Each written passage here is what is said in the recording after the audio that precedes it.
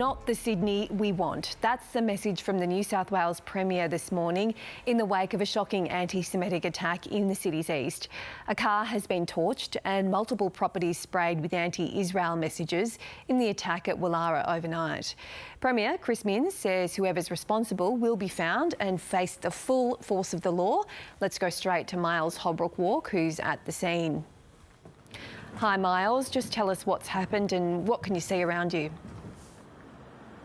Well, Bridget, as you can probably see around me now, there is a sign. It was a piece of graffiti that is being painted over quickly by council workers. It was put up first just after 1 a.m. in the morning and had a strong anti-Israel message. It wasn't the only one on this street, though. There was another sprayed on another house just down the road on Magny Street here in Woollahra in Sydney's eastern suburbs.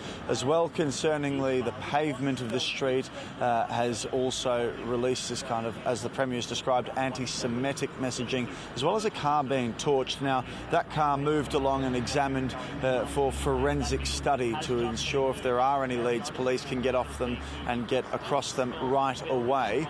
One lead that has been released with the public, though, is that police believe there were two people in the vicinity, aged 15 to 20, with face coverings and dark clothing worn throughout. Now, they want to speak to those people, and they were in the vicinity at the time, which says 1 a.m. this morning. Now, police crews, including fire and emergency crews, have also been here this morning to examine the scene and secure it. Already, we're hearing some reaction from some of the state's leaders, including Chris Minns, the Premier, who said it was an anti-Semitic, abhorrent incident and that people will be brought to justice and face the full force of the law for it. I've spoken to a few people who live on the street, too afraid to go on camera because of the current state of affairs, I guess, in Woollahra. There was another incident not too far from here in Woollahra where we saw anti-Israeli messaging sprayed across homes, cars damaged again.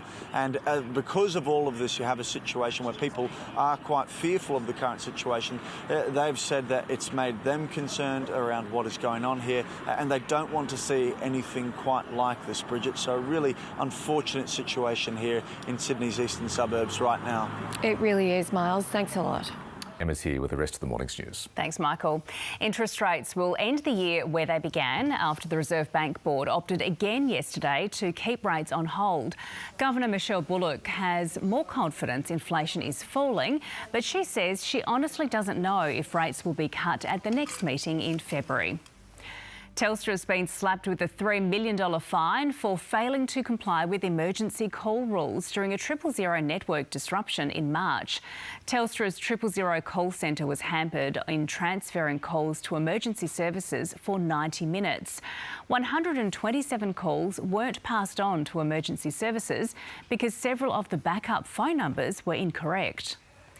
The Queensland Parliament has blocked changes to abortion laws for the next 4 years.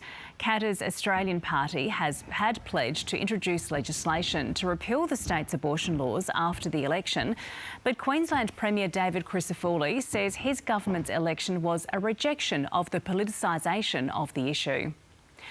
Western Australia's Department of Health is urging Perth residents to be wary of measles after a case was confirmed in a returned traveller. The person flew in from Southeast Asia and has since visited several public venues in the metro area from November the 30th to December the 6th.